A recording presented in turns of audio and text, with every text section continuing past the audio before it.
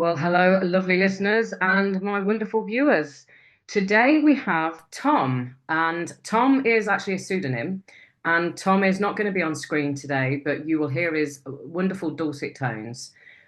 Tom has got so much information to share. I'm already thinking this is probably going to be more than one podcast, but let's see how it goes.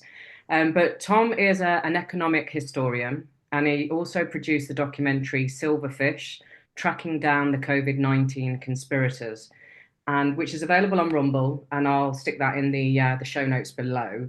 But that is the reason because Tom's knowledge is so vast, and many of the people that watch this channel now, since I've been growing my subscribers, are people that are very like-minded and know about the bollocks of 2020 and all that sort of stuff. And Tom, by the sounds of it, has been down way more rabbit holes than most of us. And so he's got this plethora of information which just bonkers. So firstly, welcome, Tom. It's a pleasure to have you on. Oh, thanks for having me. It's anybody that's willing to put themselves out and make a platform like you've done, I'm more than happy to speak to. So congratulations and thanks for what you're doing. Ah, thank you very much. Very sweet of you. Right. So, Tom, what I always love to know is a little bit of backstory about my guest, because it wasn't always this. Obviously, you've had a previous life, and we did speak before Christmas actually, quite at length. And I think I remember you saying you used to be a property entrepreneur and all that kind of stuff. So yeah, basically over to you. You can go back as far as you feel is relevant for this, and what was your previous life like? What were the pivotal moments that have literally got you to where you've got to today? Yeah, thank you very much. So I'll try and keep it brief actually, just so we can actually get onto the juicy stuff later on. Yeah. So I was a small business owner and I was in property. The reason I was in property is just because I did financial services at university. The actual industry of financial services didn't really interest me all that much. I didn't really know what I wanted to do when I left university, but all I knew is that I didn't want to be homeless. So I was like, right, let's just get into property because I'd noticed that most wealthy people they get lucky in business, and then what they do is they'll invest their proceeds into property. So I was just like, okay, well, let's skip the middle bit and let's get straight onto property. Now, when you're in the property game, it gives you a lot of time to think for yourself because so long as the portfolio is being managed properly, you've got rent coming in, all the units are full. You don't actually really have too much to do. But one of the things I've always been is a huge supporter of small businesses. And that's because when Francisco Pizarro went over to Spain in the 1500s and had the Battle of Cacamara and basically enslaved all the Incas and brought all the gold back to Spain, he thought that he was going to make Spain the wealthiest economy on earth. But in actual fact, what happened was they brought an excessive amount of gold and silver back from South America to Spain, and all that did was meant that you had an excessive amount of gold and silver chasing the same, relatively stable number of goods and services in the economy. So all that happened was that you got rampant inflation, which led to economic collapse. Whereas Britain, as we know it, like London, became a nation of shopkeepers, a nation of competing shopkeepers, a nation of trade. And that's what made me realize that it's not how much wealth you have, it's the trade within the economy that makes an economy what it is in terms of like strong or weak and the standard of living. If you have lots of resources at your disposal, your quality of life is a lot higher. Now that depends on the medium of exchange that you're using. If you're using an economically toxic medium of exchange that goes down in value because it's inflated, that's going to lead on to increased prices and economic hardship and eventually economic downturn. So I realized, well, actually, if we need to encourage small businesses, what we need is a medium of exchange that is economically positive, as in like an asset that appreciates in value rather than decreases. And that's when I thought, oh my goodness me, we're in a real trouble here because we are currently using what everybody refers to as fiat currency, that when it's inflated, goes down in value against the amount of goods and services in the economy, which means if you're a small business, unless you can increase your prices in line with inflation or somehow reduce your overheads, you're constantly fighting an uphill battle to stay profitable and in business, which means eventually your business is either going to get swallowed up by a larger business who can take advantage of their economies of scale, or it's going to go bust and the bank is just going to take it. So either way, you're leading to a totalitarian future, which always concerned me a lot. And I thought, oh crikey, this is where a fiat currency eventually leads to. So that was pre-COVID. Okay, That was two, before I sort of really knew what was going on. okay, so a couple of questions. Because people will be interested. How did you, because I also got into property 20 odd years ago, and did some dabbling and had some buy-to-lets, and which I still have, but it all went a bit pear-shaped for me when I decided to buy in Spain, and things changed.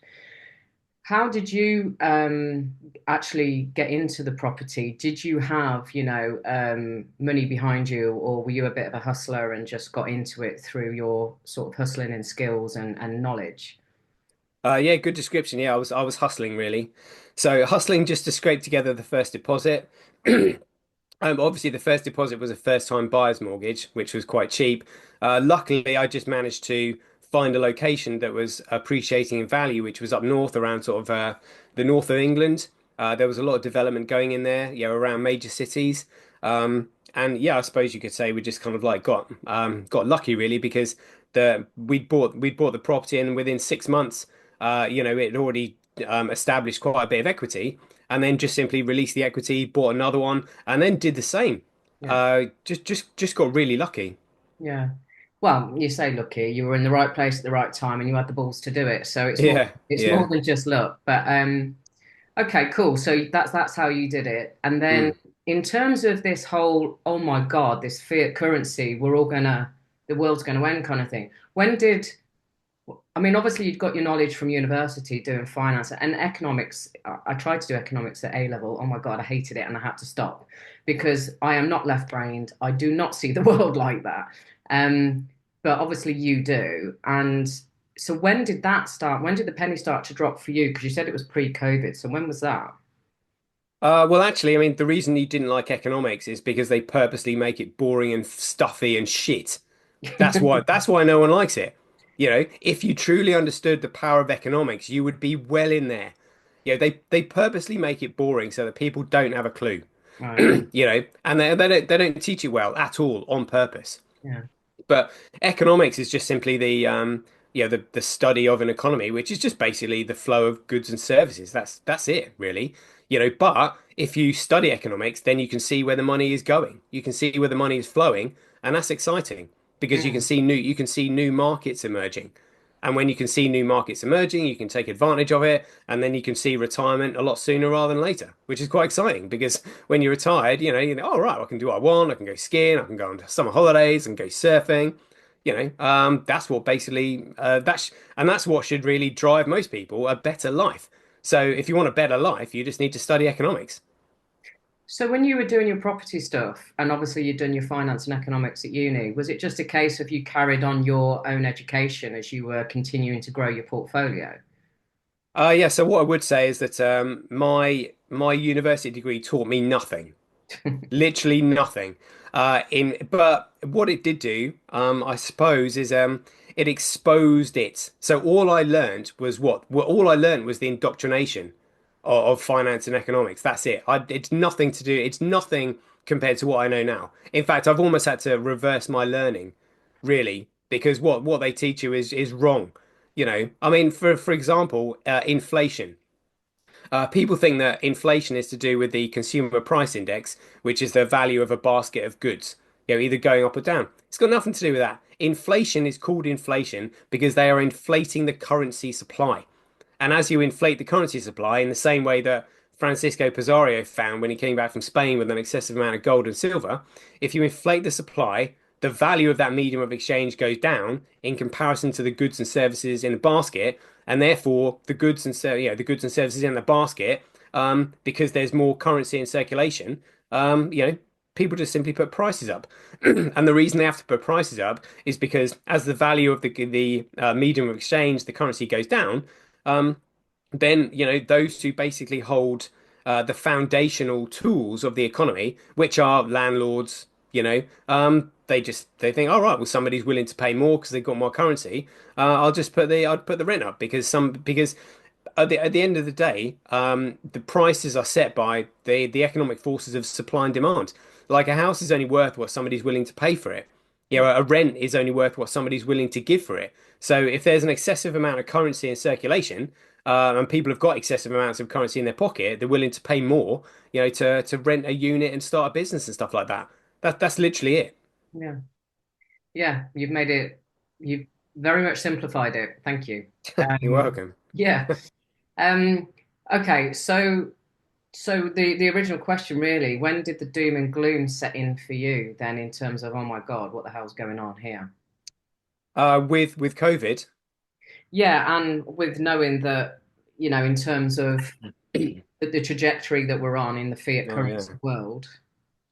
Yeah, so the trajectory that we're on in the fiat currency world probably really hit home around 2016 is when I really started thinking about this because prior to that, I was still learning. I jumped straight out of university, effectively went straight into hustling, went straight into property. Never been in that area before, so I was thinking on my feet. I had to get the business up and running. And anybody who's run any sort of small business before knows that literally, it's you put your life and soul, into a business to get off the ground. Which is why it always breaks my heart when I see small businesses fail because I know that someone somewhere has thought to themselves, oh, you know what, I want to create a business that provides a good service that's going to improve people's lives. They've often worked for a boss they didn't like, doing a job they didn't actually want or enjoy, all to put their savings and hard-earned cash into a business that's then gone belly up. It's heartbreaking Yeah. you know. But yeah, it was actually, funnily enough, it was 2017 where the penny really dropped because I had an understanding of what money was, which still baffles me today that no one can tell you the difference between money and currency. It's Mm, absolutely insane. Those who know it won't tell you because they're in bed with the cabal, and those who aren't in bed with the cabal are ignorant of the answer. It's crazy. So when I say to people, look, uh, being in economics, you've literally got four things that circulate within an economy, nothing else, and everybody knows goods and services. So I'm like, okay, well that's two. There's only four. You don't know what the other two things are, and they're like, oh no, it's beyond me. I'm like, how can it be beyond you? It's four things. Goods are manufactured, services are provided. You've got commodities. So the word commodity is an amalgamation of three words. It's first of all something that's common, so yeah, the commo, then being itemized, the IT, and then identified, the DITY. So you can see it in the word commodity itself, a common item identified. A common item is just something that doesn't have any human barrier to entry to accessing it, which means that it's only ever extracted or grown. Yeah, like organic really kind of way. But I'll come on to say I'll come on to say why that definition doesn't quite fit all commodities in this digital age a bit later. So you've got an item that's extracted or grown, or you've got something that's extracted or grown that's then been itemized. So water is bottled, oil is barreled, coffee is bagged, and then the packaging that it's in has then been given a unique identifier, so that you can lay a claim on that, and say, yeah, that jar of coffee, that bag of coffee, that barrel of oil, is mine. I bought it. Here's the ID number. Here's my purchase receipt. So that's what a commodity is, and a security is just simply an item that is one step removed from the good or service or product itself. So something like a token, a ticket, a voucher, a gift card, a wristband. So a token would mortgage? int yeah, title deeds, things like that. Yeah. So yeah, the token itself, like a little bit of plastic, is not worth anything. But when you cash it in, it's you get the worth back in either fiat currency or access to an arcade or something like that. A ticket gives you access to a conference. A wristband allows secures your entitlement to access a festival. A gift card secures your entitlement to purchase something on Amazon. So that's all it is. It's just something that secures your entitlement to something else, which is why they abbreviate it to a security. So securities are issued by the individual or the business or the corporation that is providing the good or service. Okay. And that's literally all you have. So just going back to what I was saying about money. So what happens is money has to be recognized. So when you have these commodities which have common value because they're common to everybody, it's the commodities that are going to be used as a medium of exchange. Because when there's just two people, you can barter, you can swap like for like. But when a third person or party comes into trade, that's when you need something of common value that you can then all use between you to exchange goods and services. So what happens is over time, these commodities will outcompete one another because they are an economic tool that facilitates trade. So what happens is when a commodity eventually monopolizes a market due to its ability to be used as a medium of exchange, it becomes a monopoly commodity and recognized as money. That's what the word money is. It's a monopoly commodity. So it takes time to emerge. So that's why the cabal basically had to wait thousands of years for gold to emerge as the global money, as it were. And then they set about a global plan, which is World War One and World War Two, to extract all the gold. And then set themselves up as the world reserve currency, and then conveniently remove the gold from the currency and say, tough shit, you're not getting any. Yeah. So, currency is just simply a circulating security. So, a security only has or can only be used in a closed economic area or private community where the issuer has the authority to back up that security. This is why sort of governments are meant to issue currency because they can back up your claim because basically they're the biggest group in your economic area, which should be your geographical borders, that can back up your claim to something.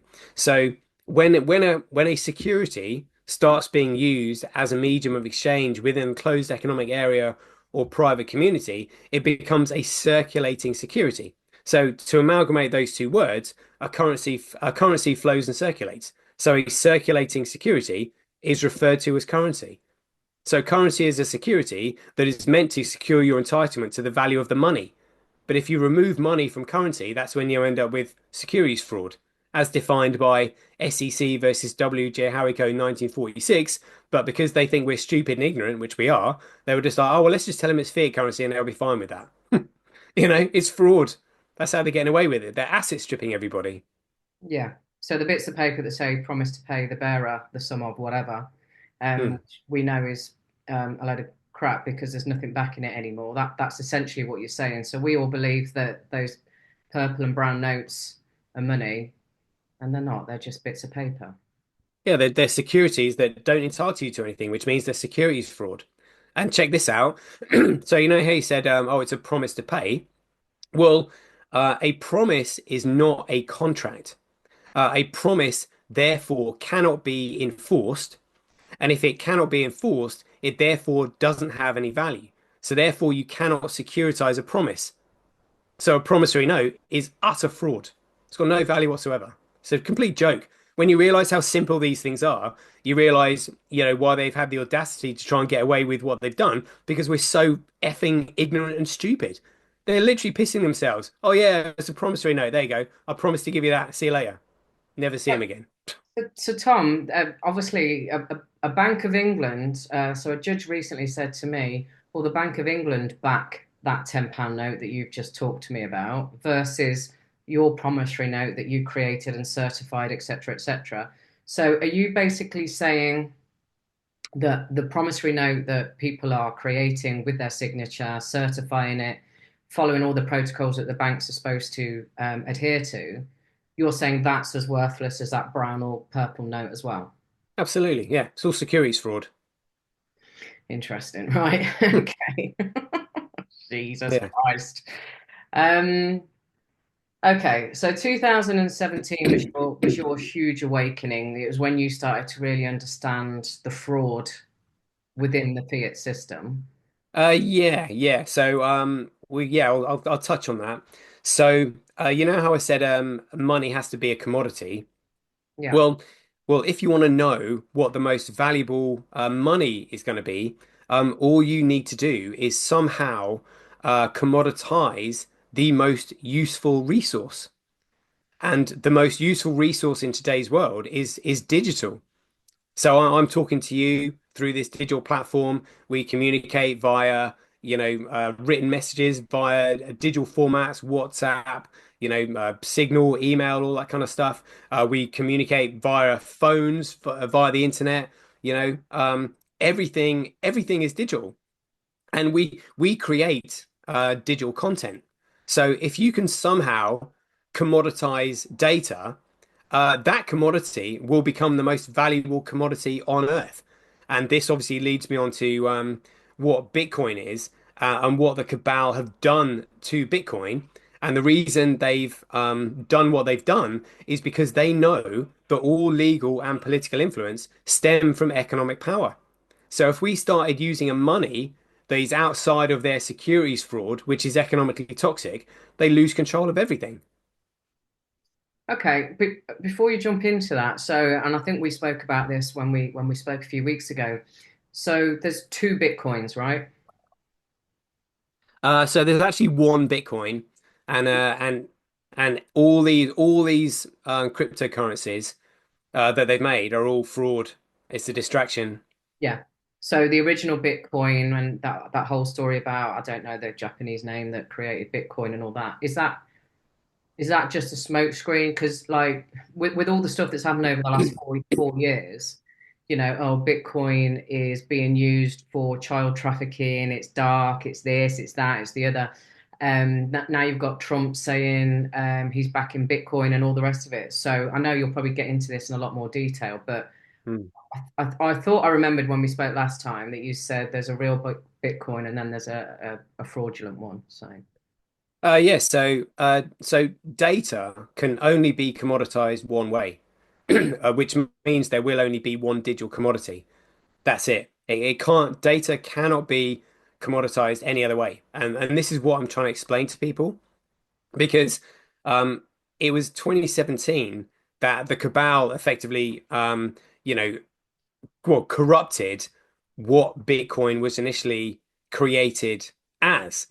But they didn't actually corrupt it. What they did is they created a securitized token, so just another fraudulent security token, um, and got the exchanges to list it as BTC. So we've got BTC that's almost like $100,000 now, and ever since the 1st of August 2017 anybody who bought BTC is actually buying the cabal's fraudulent version of it. And this is what I'm trying to warn people about because if you're buying something that doesn't have any economic value, and economic value comes from utility. So if something is useful, it's valuable. If something is useless, it's worthless. So they've created something that is totally worthless that they control that the exchanges list as BTC, and they've pumped it in the same way that they manipulate markets with fiat currency with a digital fiat currency called Tether. That's all they've done, and it's all it is one massive distraction away from Bitcoin. Because if we start using Bitcoin as a medium of exchange, as a money, suddenly they have no power over us. They've got no coercion whatsoever because what they'll do is they'll threaten your family, they'll take your assets off you, and when they've taken your car and your house and your family, the very last straw is your bank account. All right, we're going to debank you. And if they haven't got that, then they're screwed. They can't stop you. yeah. So what is the real Bitcoin? Right, good question. Um, the real Bitcoin is one that follows this protocol that I'm just going to try and describe to you. Okay. I'm going to try and simplify this as much as possible, just to see how it goes, because this is the information that I'm desperate for people to understand or comprehend and get hold of, because if they know this, knowledge is power. And I can't explain this to everybody. And if I did start to become too well known and too much of a broadcaster, again, they would shut me down, discredit me, find out who I am, all the usual stuff that we've seen happen to everybody else. So I need to network this information out. So the first thing is, if you have a digital network of sorts, you need to make sure that there is no central point of failure. And the only way you can have make sure there's no central point of failure is to have multiple operations sustaining the network. And to ensure that those operations are completely independent and of one another and not dependent on each other at all, it's economic competition that divides things. So you must have a group of economically competitive operations sustaining a network. Now, in order to economically incentivize competition, there has to be something of value, like an asset, for these operations to compete for. And that's where Bitcoin comes in. So Bitcoin is actually the digital asset that economically sustains the digital network that it produces. And that's the secret sauce, really. So Say that you again. need to Say have that again. Bitcoin is the digital asset that economically sustains the digital network that it is extracted from. Got you. Okay. So you have a network of economically competitive operations, and they compete for a digital asset that is extracted from the network, and that asset is Bitcoin. The bit I don't get, right, because I just see this as airy fairy ether invisibleness. Mm. This is digital. It's not like pulling gold out of the ground or whatever. So how what makes it so valuable when it's basically within the internet and it's data? That's the bit I still haven't closed in on understanding, and I'm sure lots of people haven't. Yeah, good question. So it's not actually the token itself that is valuable, it's what the token does. So that token allows you to access the network that it initially came from. So if that token is extracted from an economically competitive, globally distributed server network, and you upload your own digital content onto that network, it means that if that token comes from a network and therefore the token doesn't have any central point of authority, control, or failure, it means that if you upload data onto that network, your digital content also doesn't have any central point of authority, control, or failure. So therefore, it can't be deleted. And if it can't be deleted, you can't be censored. And if it has a token on it, you can produce digital content and you can sell and distribute your content on that digital network, and none of your transactions can be cracked, hacked, altered, changed, or deleted because the network doesn't have any central point of failure or control, and that's massive. So that actually exists.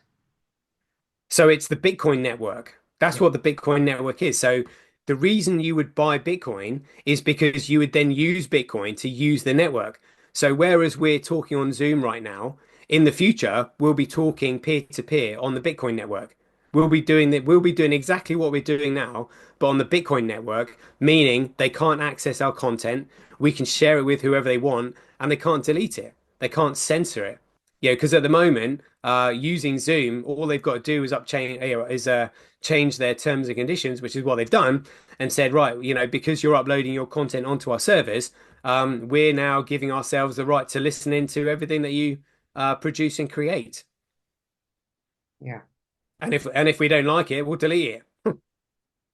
Well, when you think back to what we were all doing in 2020, having family quizzes and God knows what on Zoom, and Zoom, most people hadn't heard of Zoom at that point, and then all of a sudden it's like the biggest player in the world. Yeah, yeah, yeah, Um, yeah. what a brilliant plan! What a brilliant plan! Well, the thing is, the cabal own and control everything. Yeah, They own Google, they own, YouTube.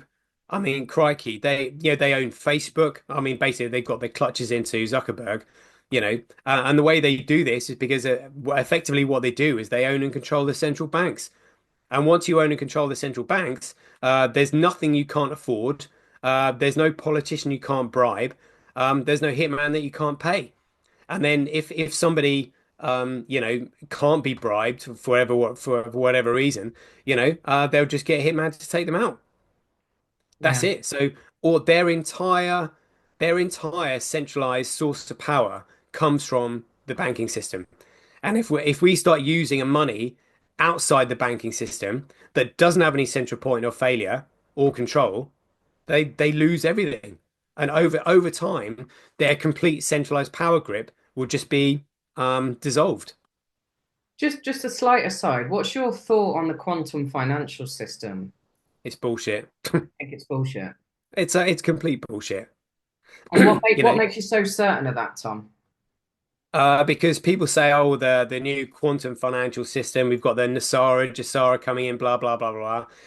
I can't remember what it is off the top of my head. There's something, national National something. Economic Reform and Securities Act or something? Right. Well, there you go. You can't reform a fraud. You can't reform a fraud. The fraud is fiat currency. That's it. That's the bullshit. They what they do is they create this narrative and then say to people, "Oh, don't worry about it. It's already sorted. Yeah, we've got their quantum financial system. Sounds really spacey and techie and like quantum computers. Yeah, don't worry about it. Just sit back in your chair and go back to watching TV. Nothing to worry about here." It's utter bullshit. Okay, all right.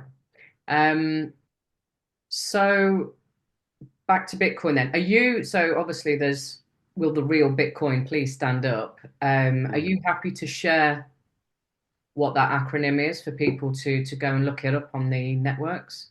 Yeah, yeah, yeah. But first of all, I just need to finish explaining it. Oh yeah, yeah. So first of all, the network must be economically competitive.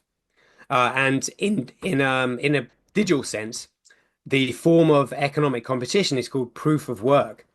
And proof of work is just where you have a number of digital calculations that shows how much energy has gone into uh, solving a cryptographic equation, which is effectively shows you how much value the network has. And so somebody must be willing to invest and therefore create an opportunity cost to sustaining the network. Because without an economic opportunity cost, there is no competition. And it's proof of work that is that cost. It's the amount of economic power that gets put into the system. And that economic power is incentivized by the value of the token. But the value of the token is meant to be derived from the economic forces of supply and demand. But because the cabal own the central banks, what they've done is they've just simply created a worthless, again, just a worthless fiat currency token and just pumped the value of BTC. But there's nobody using it.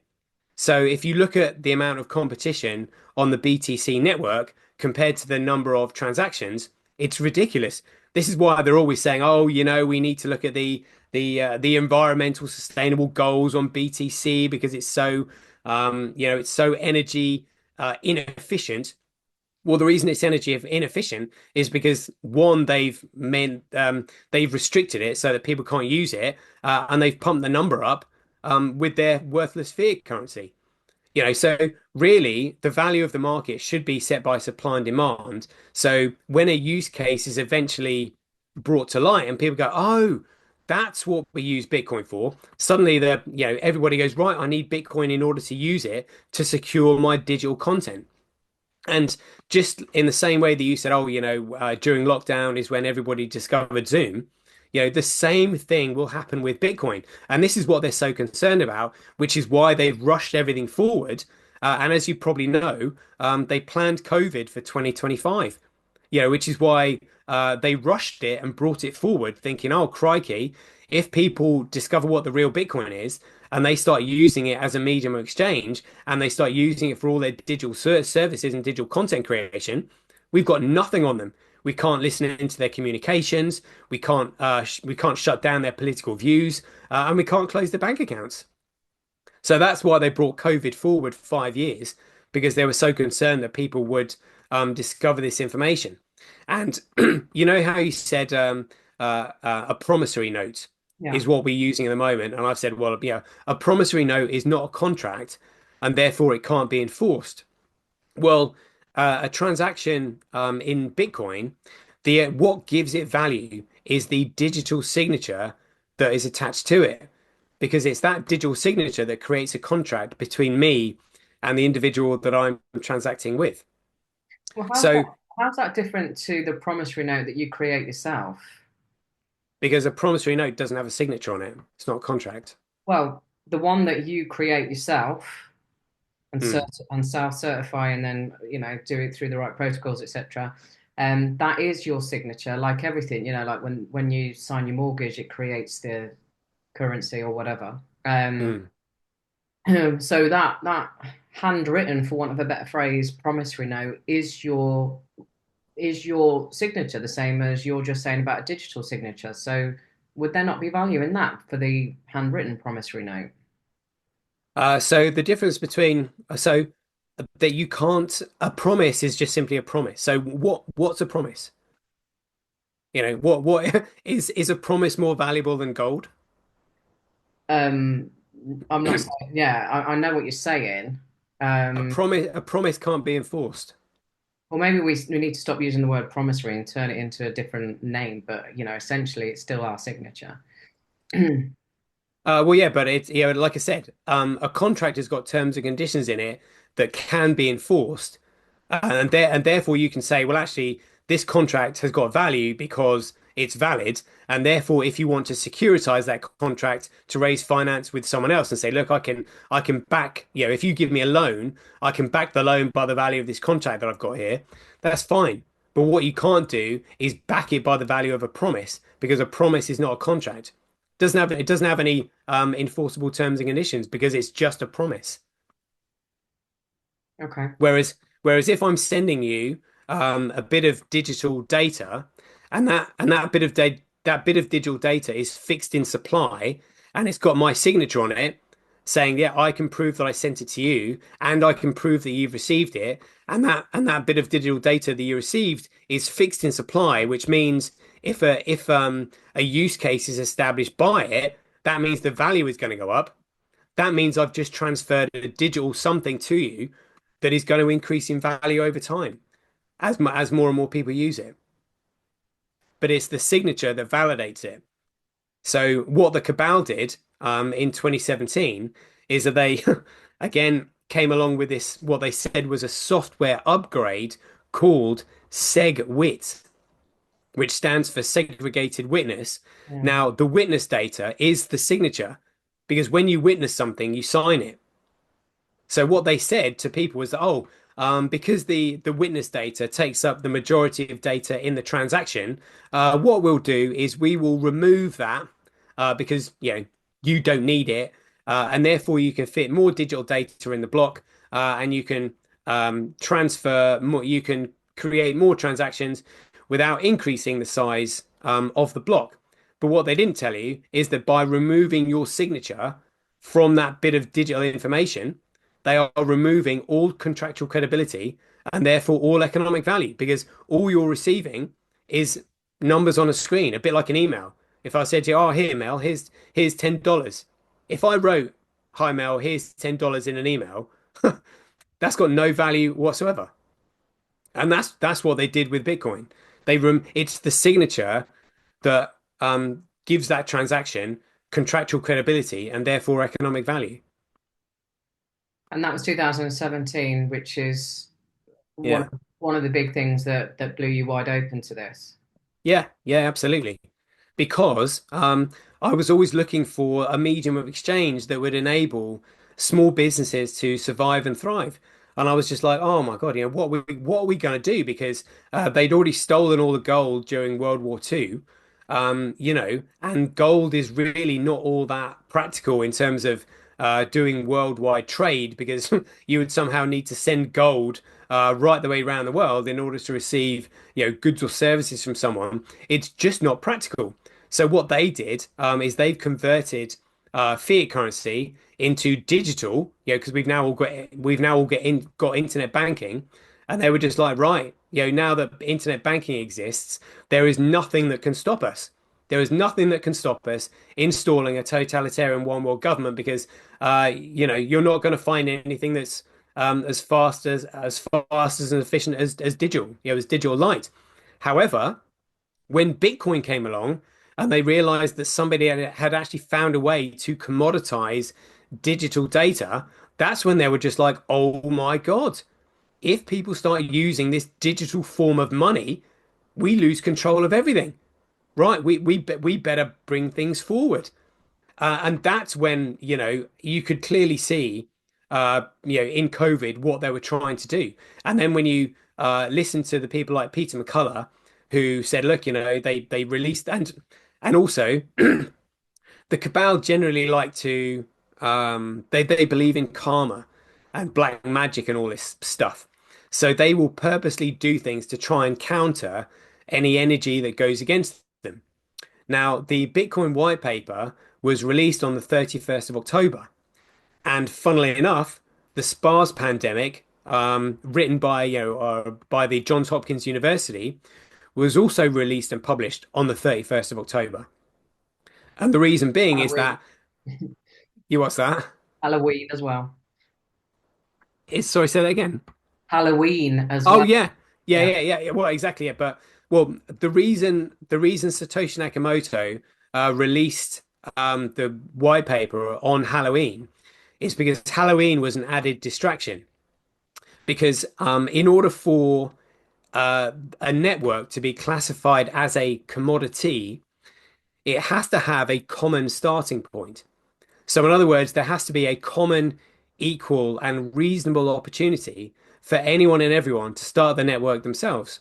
And anybody who's been in property will know that if you want to serve a notice on tenants, you have to give them 2 months' notice, which is a reasonable amount of time.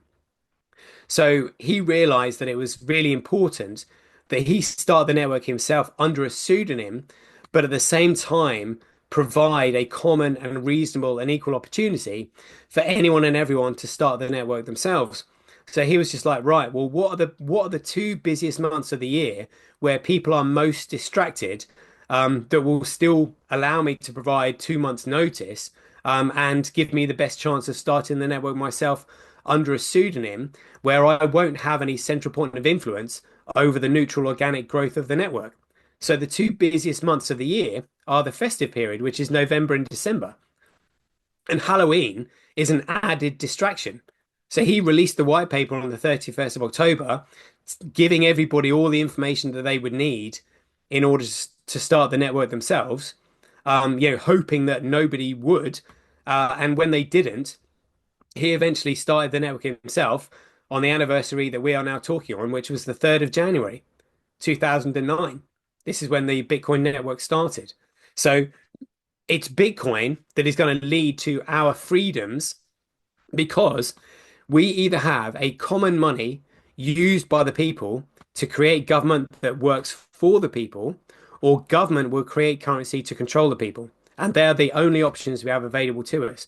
So Bitcoin leads to our freedom, and they are going to bring in their totalitarian dictatorship through the back door of a global health scare. So they released the SPARS pandemic on the anniversary of the Bitcoin white paper because they're two opposites. Bitcoin leads to economic freedom and political and economic legal freedom as well. And the SPARS pandemic leads to totalitarian control.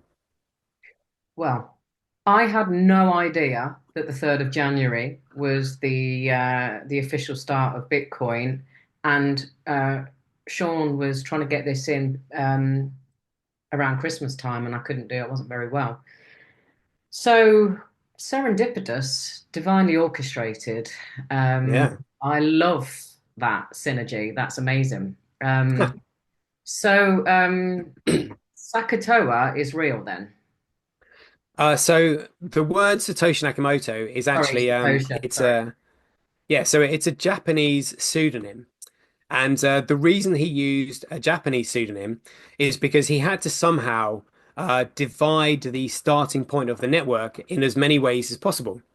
And so he released the white paper to the Western world in the English language, but gave himself a Japanese pseudonym. So Japan being in the East, the English language being the West. And by giving himself a Japanese pseudonym, Japan is an island nation with a language barrier and a large enough population that would probably allow his identity to remain a mystery for long enough for the network to go through a period of commoditization, which is neutral organic growth. And he had planned for Bitcoin to grow neutrally and organically without any central point of influence for a period of 10 years. So the cabal realized that they had until 2020 to, to disrupt the market and try and corrupt things and, you know, uh, what's the word? Misguide people, misdirect people, should I say, away from Bitcoin because this period of neutral organic growth was due to come to an end in 2020, and that's when they were just like, well, we can't allow people to start using our money outside of our central banking system. We're shit. Yeah, we planned COVID for 2025. And the creator of Bitcoin is going to reveal himself in on the 1st of January 2020. Oh shit, what can we do? That's why they brought in lockdown. They brought in lockdown in early 2020 because they knew that the Tulip Trust containing the Satoshi coins were going to be returned to Satoshi Nakamoto, and he was going to reveal his true identity to the world, which would then rid all the world of the speculation and all the bullshit that they're trying to tell people about what Bitcoin is. So he never revealed himself. So he did actually reveal himself, but what he was going to do, he was going to use the Satoshi coins, which represent 1.1 million coins, to flip all the economic value that was in the fake coin that they created into the original Bitcoin protocol, and the miners would have just simply followed the money, and that would have been it, job done. But he knew that if he did that single-handedly, all those criminals that have got billions of dollars tied up in the network would basically be out to get him, and he probably wouldn't be around all that long. And when I realized what he was going to do, it was me that actually pleaded with him to change his mind. So you know him personally. Yeah, yeah, yeah, yeah. He's not Japanese. No, so he's actually Australian. So there was actually a court case that actually went to a trial by jury in Florida that finished in December of 2021, where the jury found that he was the sole and rightful owner of the Satoshi coins. And that should have proved to anybody beyond a reasonable doubt that he is Satoshi Nakamoto. But the cabal just quashed all the mainstream media news articles and started pumping out all their propaganda as they do.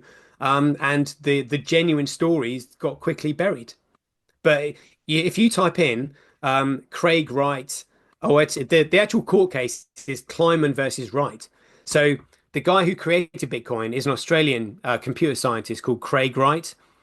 And he's actually one of the best cybersecurity experts the world has ever known or ever seen. He developed the security systems for Vodafone. He's got a resume, literally, as long as your arm in terms of what he's done. And because they realized that he'd outfoxed them, they literally put their propaganda on overdrive. And like I said, they brought in lockdown, and there was all, nobody was focused on Bitcoin in 2020 because everybody was focused on lockdown. And Wow. that's why they did it. Everything is a massive distraction. COVID is a massive distraction away from Bitcoin. Massive. So what's your thought? And I get all that. It's incredible, your knowledge and what you've just shared there. And But in terms of COVID also being part of the depopulation, you still believe that's a thing, do you? Oh yeah, yeah, absolutely. Yeah, Absolutely. Yeah. Because if you want to install a totalitarian one world government, a a cold population is a lot easier to control than a big one. very true. Wowzers. Right. So, Craig Wright. So yeah. So in terms of looking at figures, in fact, I might actually just send you a link here, so you can see it for yourself. This might surprise you. Um, I'll send you this one. Here we go. Shall I send this to you on WhatsApp? Do you want me to share it on here? Yeah, if you want. Yeah, Well, that'd be great. I've just given you sharing rights. All right, hold on. Share. Right, let me see. There we go. Okay. Can you see that? I can see that, yeah. Right. So, it says cryptocurrency charts, right? Now, all these, the majority of these are all USD value. So USD value is completely manipulated by their fiat currency, which is Tether. So you don't need to look at any of these because they don't actually mean anything. The one that does mean something is this one here on the top right. So you'll see transactions last 24 hours. Yeah, Yeah. Now, if I scroll over that, you can see it says Bitcoin SV. yeah. And Bitcoin SV has done 20,617,388 transactions in the last 24 hours. That's a lot. Yeah. And that represents 88.6% of the entire crypto market.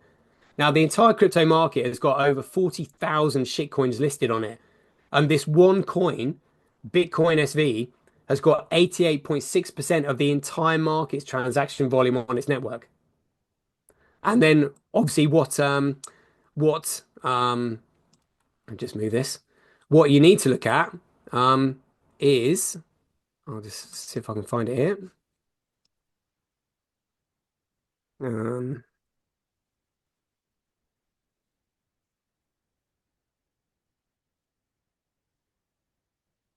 right, so you're looking at the Yeah. So live coin watch now? livecoinwatch.com. Yeah, That's right, yeah. So you can see you've got BTC at the top here. And on the screen that we just looked at, BTC had less than 1% of the entire market's transaction volume. And yet it's got a market price of $96,000. yeah. So all we got to do is scroll down here and bearing in mind Bitcoin SV had 88.6% of the entire market's transaction volume on its network, you would think that would be near the top.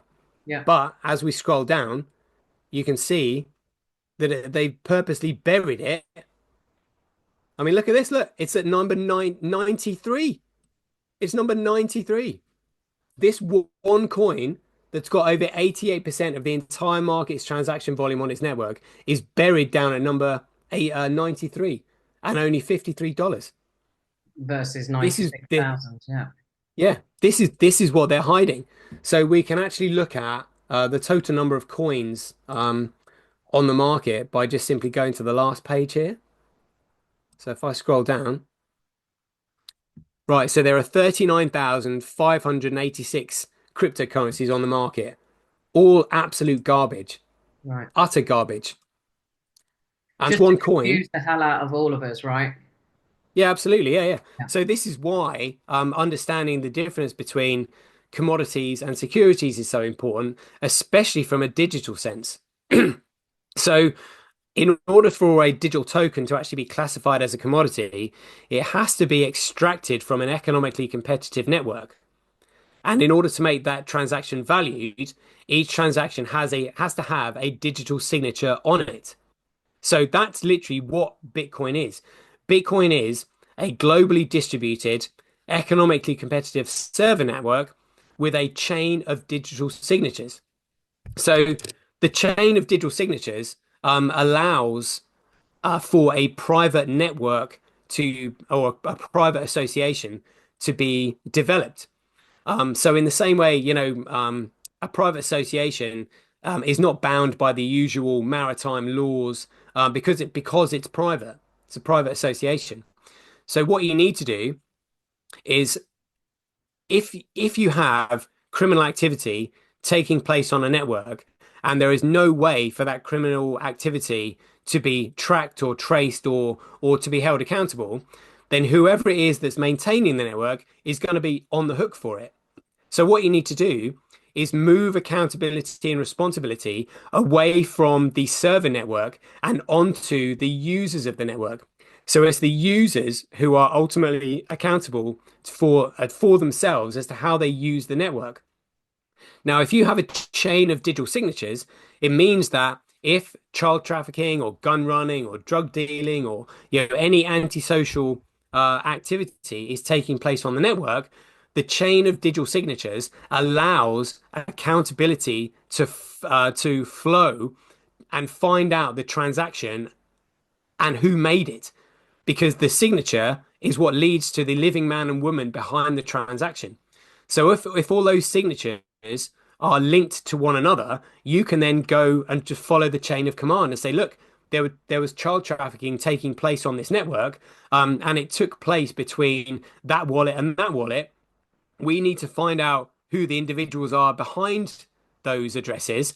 And along the chain of command, you're in there. So will you please tell us who you sent that transaction to so we can go knock on their door and then we'll ask them to, ask who they sent their transaction to and who they sent their transaction to. And eventually we'll find the living men and women behind the activity that we don't want on the network. And this is what the cabal are so scared of, because they're the ones who are the largest facilitators of child trafficking, gun running, warmongering, all the most despicable things that are taking place in the world today. This lot are head of, and it's the chain of digital signatures that will eventually completely expose their entire criminal network. And because the digital network is immutable, so you can't delete it, there's going to be no time limit in tracking them down, and they know it. Wow. That's why they don't want Bitcoin, and this is why when Craig was actually going to use the Tulip Trust back in 2020 to flip the market, and I was like, look, that's a really bad idea because they're going to take you out, and you're not going to be around to put right. Because they will inevitably spin the narrative and say, "Oh, look at that! The entire market flipped, and what one man did or said, you can't use it, don't trust it. Let's get back to good old fiat currency." And you never cross the mafia. So if somebody's lost $1 billion, they'll just take him out. So instead, what he's doing is now scaling the network massively, which is why we've now got 88% of the entire market's transaction volume on its network. And what happens is miners chase profit. And profit will eventually come from utility because people will actually be buying the token in order to use the network. And you use the network to have sovereignty over your data so that your data can't be censored Yeah. and that it can't be deleted. And so if you're dealing in digital financial transactions, then having a network that can't be deleted is absolutely invaluable. So now, the likes of Visa, MasterCard, all the central, the internet banks and all that kind of stuff, they can do away with all their own corporate servers that actually are a weak spot in their organization, which is why they spend millions, if not billions of dollars on securing them. They can now just simply use the Bitcoin network and they can sleep at night knowing that the data cannot ever be cracked, hacked, altered, changed, or deleted, which makes Bitcoin potentially the most valuable commodity on earth. Okay. Tom, if there's nothing else to share, can you stop sharing? Yeah, of course, yeah. Um, So how yeah. is Craig Wright still with us? Is he in hiding? Is he being protected? So he's currently sort of hiding-ish at the moment because they're trying to put him in prison, obviously. And so the way they were going to get him in prison is that they held a kangaroo court at the UK High Court recently, and they accused him of committing forgeries and frauds. Now, if somebody has committed forgery or fraud, then what you would do is you would call the police and you would get a criminal charge put against them. But because there is no evidence or no allegations of forgery or fraud, they couldn't pin him on that. But because his lawyers didn't object to the counterparty saying, "Oh, this is a fraud. That's a fraud. You forged this, didn't you? You forged that, didn't you?" What they should have done is objected to all of those questions, because if you don't object to it, then the question or statement stands. So the judge just simply declared, "Oh, right, well, you've committed all these forgeries and frauds, and you're not Satoshi Nakamoto." So then Craig put forward an appeal, and one of the terms and conditions of him losing the case was that he was to not bring any further actions against these people who are passing off Bitcoin, as BTC and basically fooling the public. And so because he appealed against it, the judge said, "Oh, well, that could be contempt of court against my ruling. We're going to have to bring you into court for a contempt of court hearing." Now, we all knew that they were going to find him in contempt of court because they've got nothing else on him. Luckily, he didn't turn up. So he didn't turn up. They found him in contempt of court. They gave him a 2-year suspended prison sentence. And that's where we are right now. But Wow. what he's doing is massively scaling the Bitcoin network behind the scenes because miners chase profit, and profit comes from utility. So eventually, the miners will realize the mistake that they've made, because what happens is the supply of Bitcoin is fixed, so it eventually runs out. So while Bitcoin is being extracted from the network, eventually the what they call the block reward, which is the distribution model, will go to zero. And when it goes to zero, the miners have got nothing to compete for. So what they will actually compete for is fees on the network, which are transaction fees. So in order to use the Bitcoin network, you buy Bitcoin and you pay a micro fee. Like literally, you're talking about like a thousandth of a penny, for an email or a phone call or something like that. But a thousandth of a penny is negligible. It's not gonna, a thousandth of a penny is not gonna make any difference to anybody. But what it does allow me to do is allow me to ensure that I have control over my own digital content and that it can't be deleted or censored or cracked, hacked, altered, or changed. So that's why people will buy it. So we've now, for the first time in history, got effectively a digital doomsday book where digital information can't be deleted, which means they won't be able to deceive us anymore because the truth will eventually come out. Because a lie always breaks down because it's a lie and it doesn't make sense. So why was Craig an Australian in a English high court? Because the central banks have made it illegal or unlawful, yeah, illegal to make any form of money. And Bitcoin is money. And so they tried to get him on tax evasion on on Bitcoin in 2014. And so Craig basically eloped to the UK from Australia to get out of the clutches of the Australian tax office. And if you type in Australian Craig Wright Australian tax office, you'll see that they raided his home. I think they raided his home in December of 2015. So they were basically trying to do anything and everything to stop him back then. Wow. Yeah. So there's actually a book written on this called The Satoshi Affair by Andrew Hagen.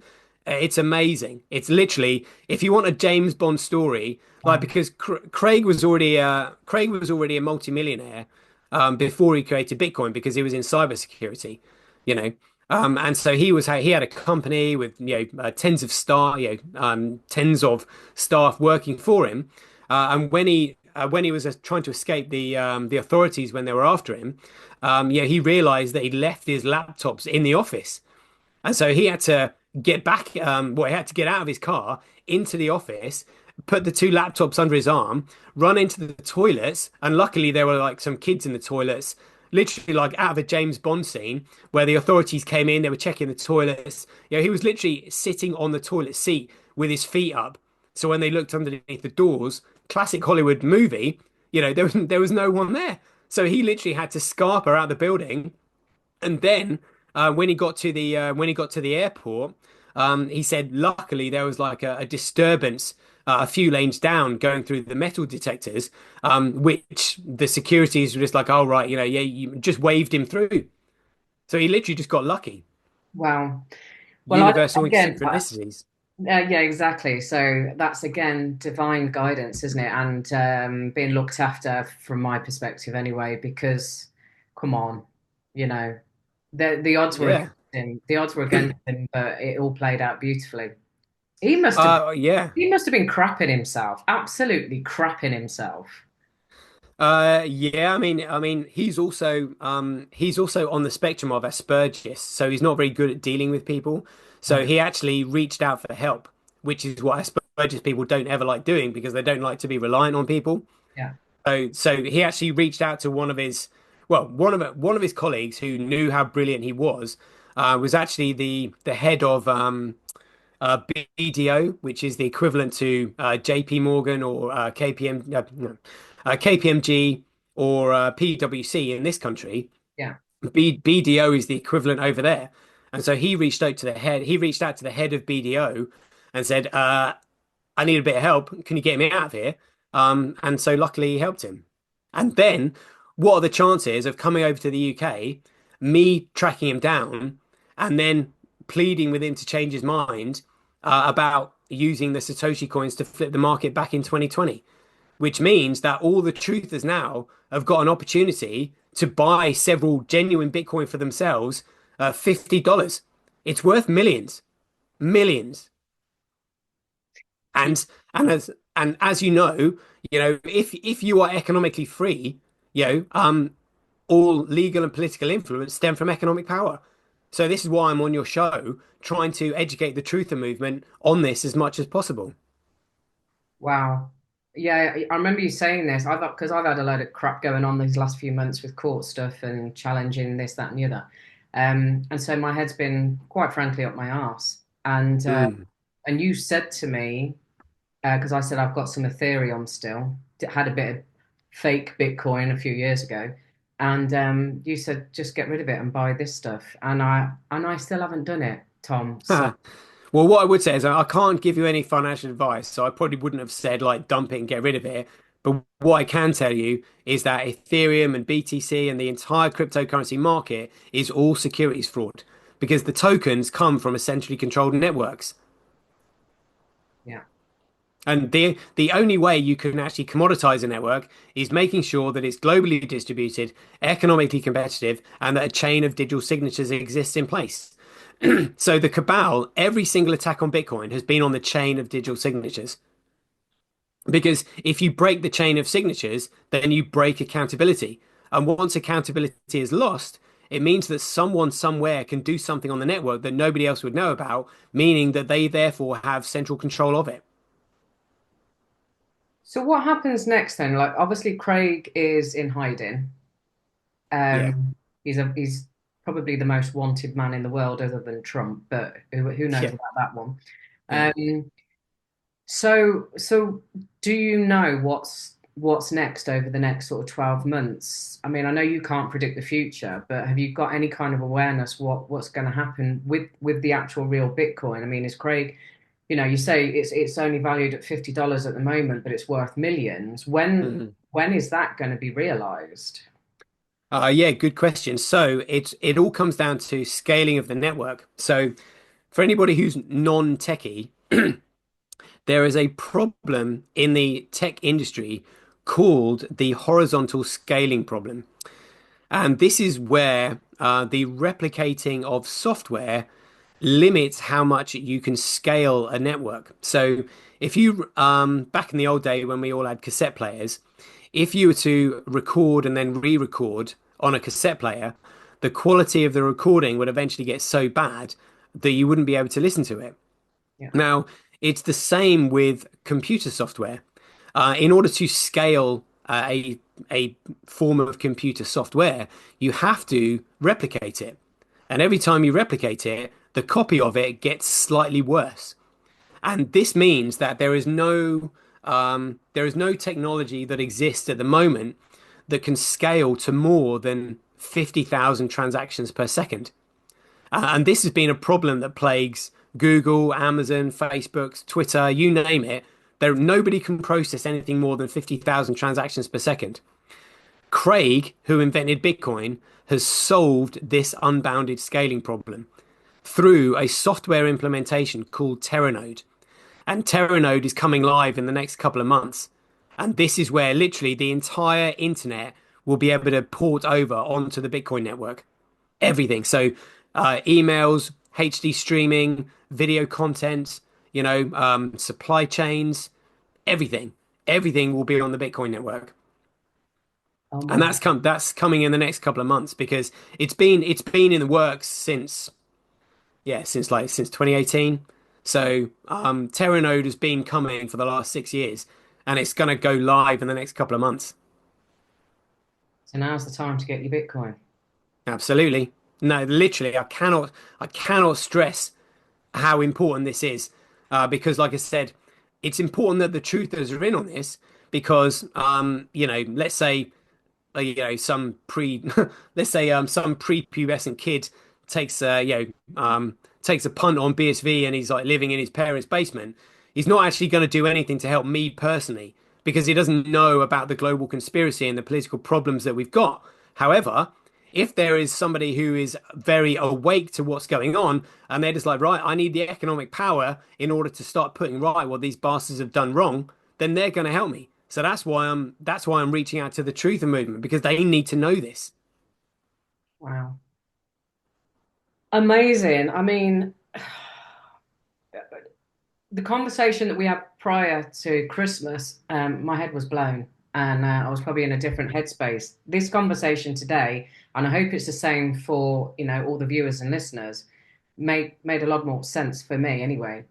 Um, Mm, so thank you very much for that, for simplifying it, because a lot of people don't understand this stuff, Tom. You know that, mm, and don't have the right sort of brain capacity to sort of or the will or the motivation to even figure this stuff out because it all seems so confusing. Um, on purpose. Yeah. on They've purpose, made they've yeah, they've made it confusing. They've made it confusing and boring on purpose. Oh, you're not meant to use Bitcoin, store of value, digital gold, blah blah blah blah blah. They don't want you to know what it's actually meant to be used for. Because if it's got a use case, everybody's buying it. And that means the whole world jumps in on it. yeah, absolutely. Okay, so for simplicity, then, if somebody sat there thinking, right, shit, I need to buy some BSV, what's the easiest way for them to do that? Oh my goodness me. Right. So I can't actually describe it to you on your show because every on-ramping avenue that I've ever broadcast has been shut down. Okay, Literally, and I'm talking immediately. The FCA have banned direct purchases of Bitcoin and crypto in this country in their jurisdiction, which is absolutely insane. So the best thing to do is if I tell you individually, and you get your listeners reaching out to you privately, yeah, that would be the best way to do it. okay, sounds good. Um, Brilliant. and obviously, we're not going to be sharing, other than your documentary, we're not going to be sharing anything else about you currently. Mm. But obviously, I will share your documentary, and I haven't watched it myself yet, so I'm going to go and watch that. Um, and I just want to thank you for reaching out because you reached out to me a few weeks ago and we'd sort of met prior at an event, but I hadn't spoken to you, hadn't understood who you were, what your knowledge was, nothing like that. And then you reached out to me because obviously you're on a mission to spread the word. And all I can say is thank you so much because mind blown a few weeks ago, mind a little less blown today, and realizing the importance. And Craig Wright, what a legend. Oh yeah, absolutely. Yeah, absolutely. It's what he's capable of and what he's created is just mind blowing. Um, so you know how I said the issue is with any cryptocurrency is the centralized starting point. He had to add commonality to the starting point, which is why he released it on the 31st of October. Started the network on the anniversary of today, which was the 3rd of January 2009. Crazy. And then, because he's Asperger's and he doesn't leave anything to chance, if there is a chance coming up, what he will do is he will then work out the probabilities. So he realized that if you're down a casino and you're playing red or black, the first the first probability is 50-50, whether it's red or black. And then if the pattern continues, it gets lower and lower and lower. So the next one is 75-25 and blah, blah, blah, blah, blah. So I can tell you that there is a 0.01% chance that you will throw 10 reds in a row, meaning there is a 99.9% chance that you won't throw 10 reds in a row. So he realized that if he let the network, the Bitcoin network, grow organically without any central point of influence for a period of 10 years, there would be a 99.9% chance that no other network will achieve that level of neutral size and growth. And that is what gives Bitcoin its economically competitive advantage over all the other coins. Because because if you're gonna trust your data on the most neutral network. And the most neutral network is the one that is most diluted. Yeah, that has the most competition on it, that has the most distributed nodes on it. And in order for the network to be classified as a commodity, it had to grow without any central point of influence, which is why he used a Japanese pseudonym and stepped away from the project. But that obviously gave the cabal the open door to go, oh, right, because he's now, letting the network grow neutrally and organically, we've got a window of opportunity to get in here and try and distract people away from it, tell people not to use it. And like I said, when you go back and look at all the karma that they use, releasing the SPARS pandemic on the 31st of October, bringing in lockdown in early 2020, all coincides with Bitcoin, all of it. Wow. Yeah, Wow. this is how concerned they are. And this is why I won't show my face because they know who I am. I've already had bank accounts shut down. So Well, Tom, I just want to applaud you for your bravery and your passion to to put humanity before yourself. And I know that sounds big and grand, but it's what you're doing. yeah, but they're gonna kill all of us. I'm doing this to save my own ass as well. I know, I get that. But it still takes a brave person to put their head above the parapet, and do what you're doing. And like you said, they've already targeted you. So, Yeah. I'm beginning to wonder when I'm going to get targeted. But, well, I already have been a little bit. But, so yeah, okay. Well, thank you again. Your knowledge is off the scale. If Wright ever watches this, you're amazing. You're a legend. Thank you. Um, I had no idea just how important the real Bitcoin was. Yeah, massive.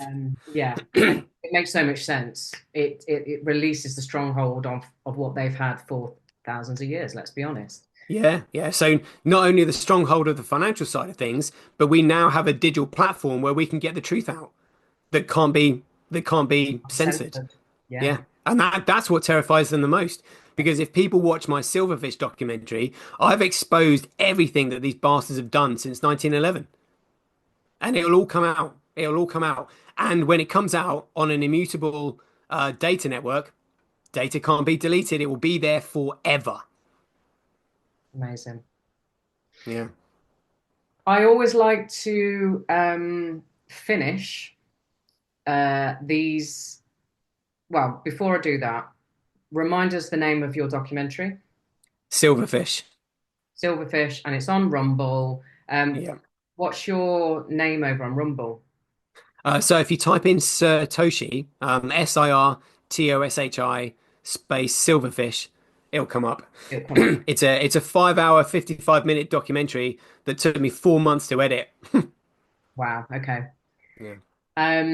Cool. And so I always like to finish these conversations with anything else you feel cool. I mean, you've shared a lot, but anything you feel cool to share before we close. Yeah, so again, my knowledge is not just economics; it's also case law. So I'm probably sure everybody's aware of the Bill of Rights. That says no fines or forfeitures without conviction from a jury of peers. You've got Magna Carta, 1215, and did you know that the reason the Magna Carta was actually created was because when King Harold lost the Battle of Hastings in 1066 to William the Conqueror, it was William the Conqueror that was backed by the people who are trying to brought in COVID to steal all the land off the barons. So they were asset stripping the Britain since 1066, and it was the barons who they were asset stripping. So it was the barons that then forced the king to sign the Magna Carta.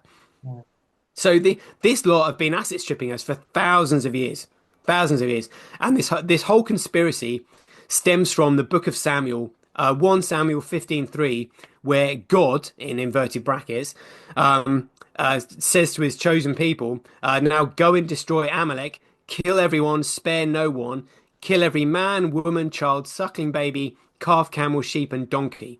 And so that one instruction there, they've twisted into, right, we want a world of our own. We're going to destroy everything. So the farmers' protests in London recently, they're probably thinking, oh, the government's made a mistake. This is going to see our farms being taken off us, blah, blah, blah, blah, blah. Well, no, because this is what they were doing in 1066, which brought about the Magna Carta. They were stealing the land. And that's exactly what they're doing now with the farmers. So all the farmers need to have at least one Bitcoin SV in their pockets. Right. Okay. Cool. Um, well, thank you again, Tom. You're an absolute legend. And It's been great. yeah, and I'm sure I'll be having you on again. Because Yeah, yeah. I'll let you know as soon as my voice comes back. but thank you so much. You're welcome. Been a pleasure.